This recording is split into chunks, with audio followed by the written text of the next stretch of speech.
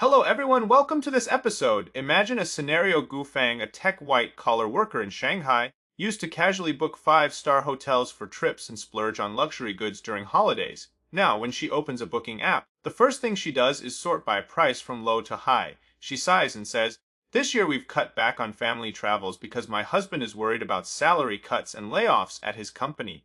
Similar scenes are playing out across the country. Yes, this phenomenon of the middle class starting to pinch pennies is actually a typical external sign of economic deflation. While consumption downgrading spreads, China's inflation data has also slimmed down to historic lows. The Consumer Price Index (CPI) has hovered near zero for 3 consecutive years, and industrial product prices keep falling. For example, the price of solar polysilicon is less than one-fifth of what it was 2 years ago. Rebar prices have returned to levels from 8 years ago, and second-hand home prices in 100 cities nationwide have fallen for 42 consecutive months, with first-tier cities dropping at least 40%. This isn't just individual perception, it's a full-blown economic hypothermia. Bloomberg's analysis is blunt: this year marks China's third straight year of deflation, potentially entering the longest deflationary cycle since the 1960s. Where the question arises, the CCP central bank is easing, the fiscal side is issuing debt, and the property market is being bailed out. Money seems to be increasing, so why is deflation deepening? Why is the economy still showing no signs of improvement? Why are prices falling, yet ordinary people are even less willing to spend? Today we'll uncover these mysteries one by one. Let's first clarify the concepts of inflation and deflation simply. Inflation is the economic phenomenon where prices of most goods and services continue to rise broadly over a period, leading to a decline in currency purchasing power. However, economists generally agree that mild inflation, especially predictable mild inflation, is beneficial for economic development, shown in data as CPI growth staying in the 2–3% range, where people don't feel much pressure from rising prices. Deflation is the opposite. It's the economic phenomenon of sustained declines in the general price level of goods and services. Specific manifestations include rising unemployment, heavier debt burdens, and a recessionary spiral. Consumers expect prices to fall further, so they delay spending, leading to further demand drops and forming a debt deflation vicious cycle. Next, let's look at the data. Since 2023, China's CPI has crawled along the zero line almost every month. The GDP deflator, a comprehensive indicator reflecting overall price changes, has been negative for 10 consecutive quarters, showing that deflation isn't just on supermarket shelves but across the entire industrial chain. Recently, Bloomberg tracked prices of 67 commodities in 36 cities, with 51 of them declining continuously over the past 2 years. From housing rents to appliances, from cars to groceries, including various service prices, almost all are sliding. Manufacturing feels it most acutely. Prices of basic raw materials like polysilicon, cement, aluminum ingots, and glass have generally fallen 30% to 80%. After analyzing about 6,000 listed companies, Bloomberg noted the proportion of loss-making firms has climbed to a 25-year high. The share of so-called zombie companies, those whose profits can't even cover borrowing interest, has surged from 19% to 34% over the past 5 years. This isn't a cyclical fluctuation but a systemic deflation triggered by a collapse in confidence. Friends, explaining inflation and deflation is actually quite easy in simple terms. Deflation is too little confidence.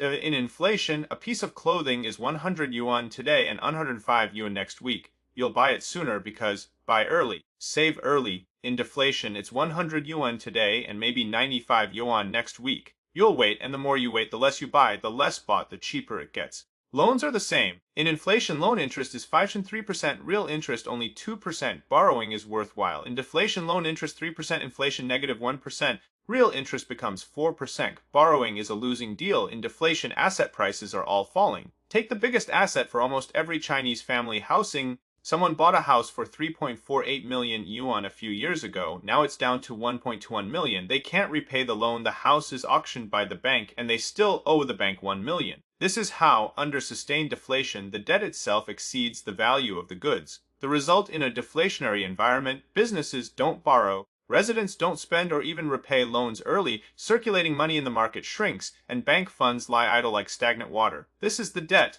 deflation spiral proposed by economist Fisher. On the surface, to activate the economy, the CCP's central bank has been active these years, cutting interest rates, lowering reserve requirements, re-lending, rediscounting, issuing special treasury bonds, every step like flooding to fight fire. But the problem is, water is released, but it doesn't flow where it should. First, blockage in banks. Commercial banks hold the central bank's injected funds but prefer buying government bonds for interest rather than lending. Second blockage in enterprises. Manufacturing orders are insufficient, real estate is imploding, private enterprise confidence has collapsed. No one dares expand production or invest more.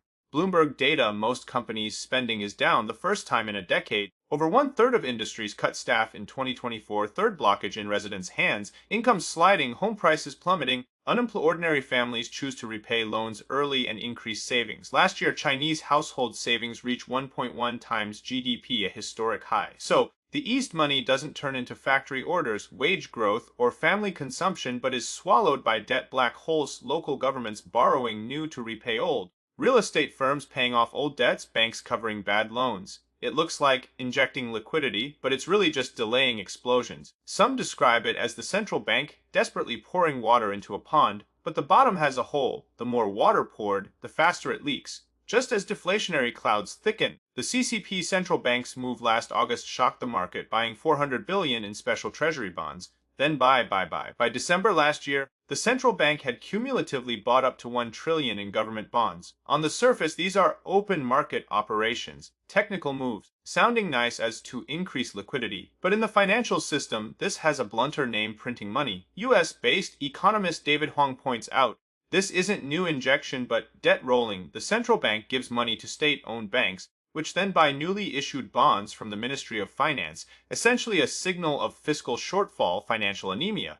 It shows local government fiscal deficits are worsening, running on ever-increasing debt. More critically, this model breaks the symbolic central bank independence. In democratic countries, government finance can't borrow directly from the central bank, as that equals unanchored money printing. The CCP regime is different. The central bank and government both obey the party. One document can bypass laws. Actually, the CCP has relevant laws too. Back in Zhu Rongji's era, to prevent risks, the People's Bank of China law was enacted, restricting the central bank from overdrafting government finance, directly subscribing or underwriting government bonds or other bonds, or lending to local governments and departments. Now, with the economy continuously declining, sky-high government debt can't be resolved. Authorities can only drink poison to quench thirst, borrowing new to repay old. Taiwanese economist Jia Longwu describes it bluntly. The Ministry of Finance issues as much debt as it wants, and the central bank has to foot the bill. The result: uninsured money printing. In history, this often appears at the end of a dynasty. Oh yet, even with such massive flooding, China still has no inflation but sustained deflation. The reason is simple: money doesn't reach the people but is stuck in the financial layer, spinning only in debt cycles. This is the bizarre scene in China's current economy. Deflation that printing money can't save. If we compare China's current deflationary spiral to a machine, it has 4 gears inside: supply, assets, income, expectations, all now meshing in reverse. First, supply overhang, weak private demand, softening exports, industries start price wars. Second, asset shrinkage, home prices fall, private wealth evaporates. Third, income weakening in 2024, private sector wage growth at a historic low. Manufacturing and IT wages declined for the first time in official stats. From 2022 to 2024, average salaries in 38 cities fell 5%. Corporate layoff waves spread, over one-third of industries are downsizing. Fourth, expectations collapse, residents now high, saving low, desire lying flat becomes social consensus. These 4 gears interlock, making China's economy run colder the more it turns, goods cheaper the less they're bought. This is the dilemma the CCP faces: central bank rate cuts, fiscal easing, all sorts of consumption vouchers, trade in programs, endless tricks, but none can truly ignite people's desires. Because the CCP has neither market trust nor real reforms. It dares not let rotten state-owned enterprises go bankrupt, dares not cut massive government spending, and is even less willing to give money directly to the people. Thus, the entire Chinese society will fall into a low-temperature protracted war, maybe no immediate explosion but no recovery in sight. Economists call it long deflation. Another blunter term: cold violence recession. Even scarier, in current China, the boundary between central bank and finance is being erased bit by bit. Rolling debt, hidden deficits are becoming routine. Meanwhile, the outside world sees neither independent data nor checks and balances. If this trend continues, a trust avalanche is just a matter of time. Once society widely forms the expectation that the RMB won't hold value, a chain of vicious reactions will follow. For example, The rich transfer assets abroad, foreign capital withdraws en masse, manufacturing relocates, ordinary people swap money for gold or USD. Next, panic buying could erupt automatically, triggering hyperinflation, prices soaring, wage purchasing power plummeting. Friends, have you noticed? We're currently in the deflationary phase before hyperinflation. I suggest if you can emigrate, do so. If not, try to keep some cash on hand, preferably allocate some USD assets, stock up on basic living supplies at home, and prepare for the possible crisis. Did today's episode help you? Feel free to like, subscribe, and comment. We'll see you next time!